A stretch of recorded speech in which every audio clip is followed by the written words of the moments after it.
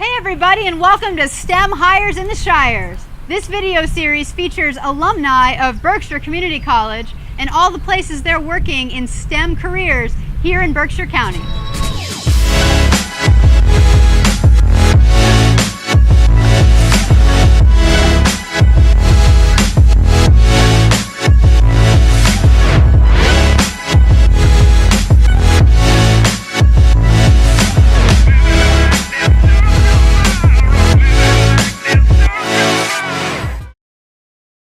All right, hey everybody, welcome to STEM Hires in the Shires. I'm here with one of our favorite BCC alum. This is Jeromy Richardson, and he currently works here at EDM as the manager of engineering and one of the principals here. That's right. So welcome, Jeromy. Thank you. So excited to find BCC alum that work here locally in the Berkshire County. Doing work at BCC. Doing work at BCC as well. So talk to us a little bit about, what has your path been going from your old school roots at BCC to where you are today? Oh boy, it was a long road. Graduated BCC back in 2000. As opposed to going on to get my bachelor's degree, I decided to take a job actually locally for a long time. Worked there for about 12 or 13 years, but in the meantime I wanted to better myself, so I had decided to finally go on and get my professional engineering license. But it was it's not the easiest thing to do when you don't have a bachelor's degree, so I took about 2 or 3 years studying and taking exams and studying and taking exams for a long time until I finally passed all the exams to get my license. So it was a long road to get there, but it was well worth it in the end. So for people watching who don't know, the professional engineering license, it's not something required to be an engineer, but it helps in certain fields. It helps in many different ways. Financially, it helps the company to be able to obviously market you. It's really it's the top notch as far as you can really go. And the process of doing that is you take a test and you get a license. So like I said, I only have my associate's degree. So anybody who's going on to get their bachelor's degree, the first thing you want to do when you get out is to go take your FE, your Fundamentals of Engineering exam, while it's fresh in your head. Get it out of your way, and then typically you're going to train for another 4 or 5 years under an engineer in the field, and then you go take your PE license exam at that point. Unfortunately, I kind of did it the hard way, and it was 12 years later, but I figured it out when I got there, and it was well worth it. The hard work paid off. It did. It paid off. Finally. Great. So now you're here at EDM, and so tell us a little bit about what a day is like for you here. What do you do? Oh boy. Well, let me see. I started about 3 years ago as one of the senior civil engineers, and I was doing a lot of design work. We designed buildings and a lot of the civil type work, doing project management, things like that. And then when I became the manager of engineering, ultimately my job every day is to kind of just pull together all the resources, pull together all the people, pull together all the proposals and the fees, and really determine who's got to do which projects, how long is it going to take, how much time and effort is it going to need for the client to get it done, how much it's going to cost the client, which project's going to be priority. So it's really just the managing of all the different disciplines. I mean, like I said, we have about 20 guys here, and women and males here doing electrical engineering, mechanical engineering, fire protection, structural engineering, plus the architects. And then we usually have a lot of different consultants we work with too, estimators outside the office, hazmat companies, and it's really just orchestrating the whole team for each and every project. Our project list right now is probably 30, 40 projects. Wow. Different timelines, different people, and it's a moving target. Well, that's actually great to hear, because I think if we can look at, there's more than just the technical side of things. You came through a technical background, but now you're using your technical knowledge to do more management, project management. Correct.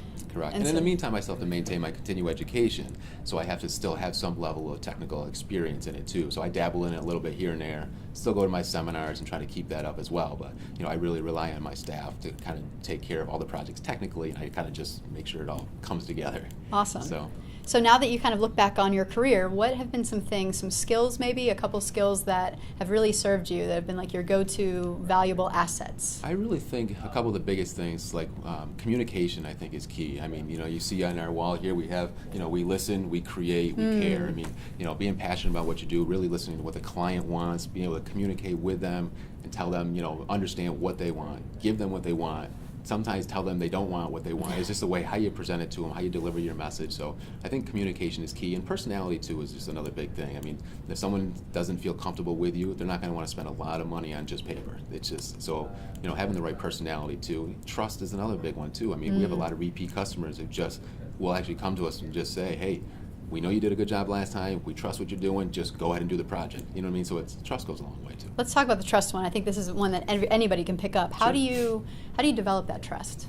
It takes a little while. Obviously, working with a client, doing what you tell them you're going to do. The When you tell them follow-through. you're going to call them at the end of the day, you better call them at the end of the day. When you tell them it was going to be worth $10,000, it better be worth $10,000.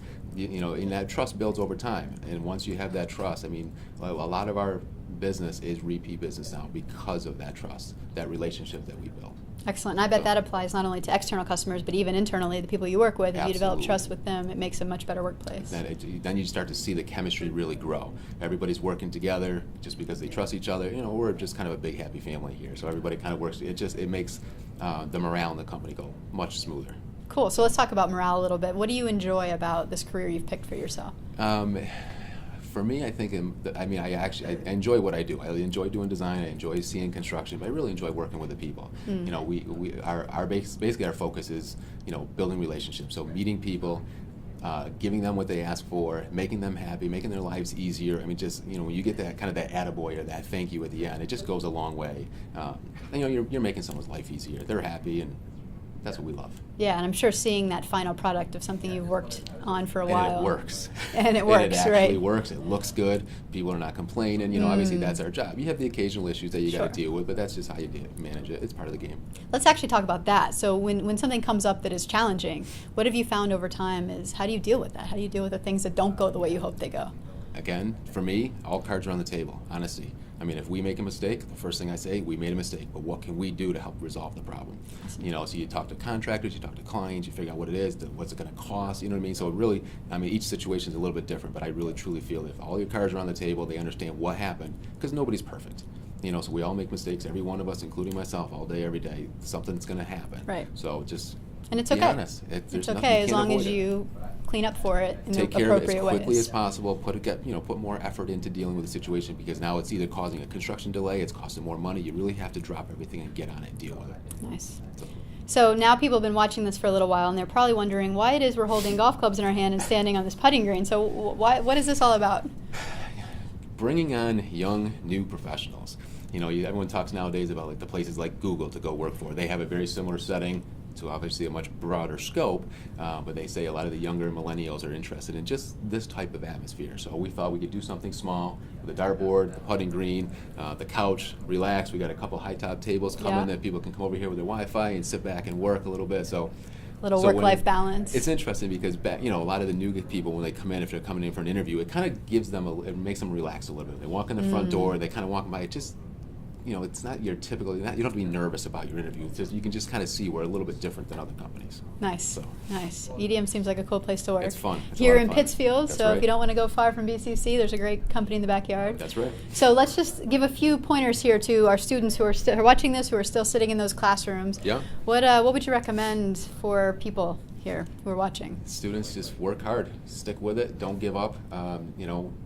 You're always going to get past it. There's going to be a lot of hard times, there's going to be a lot of good times, but you got to just stick with it, get to the very end, because when you get past that very end, it'll put tears in your eyes sometimes. Work hard, you'll get through it, and it'll be worth it, for sure. And then you'll have the work ethic that'll make you successful when you're here. That's right. in the real world as well. That's right, and then find a good company to work for, because that's where you're going to learn most of your experience, and just stick with them, and that's what I would suggest. And one last thing maybe we should mention, you mentioned this in another conversation I had with you about skills to come out with. Yeah. You've found really that AutoCAD, Revit, for the work that you're in, have been just critical baseline skills. They're critical baseline skills. I mean, a lot of the engineers, they can come in, they can do calculations, they can do the math and everything, but a lot of the projects we're doing, they really have to, in order to produce or do production for a project, they have to know CAD, they have to know Revit. Otherwise, I can't create a project.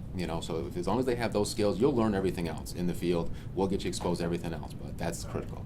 And if the program they're in happens to not offer that readily available, any suggestions? Actually, I know McCann Tech. I'm sure there's a couple other local high schools that offer night training on some of those classes too, and I think there's other places you can go to get it. And I'm actually starting to look into that a little bit more myself, because a lot of the resumes I get, unfortunately, I'm having to tell them I can't hire them, but I'm trying to help them to send them in the right direction, because if they had that skill set, in a lot of cases, I would have told them that they can work here.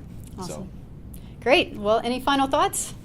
thank you very much for your time. Good luck with everybody, and hopefully send me your resume. Oh, yeah, send them your resume. All right, thanks so much. We'll see you next time on STEM Hires in the Shires.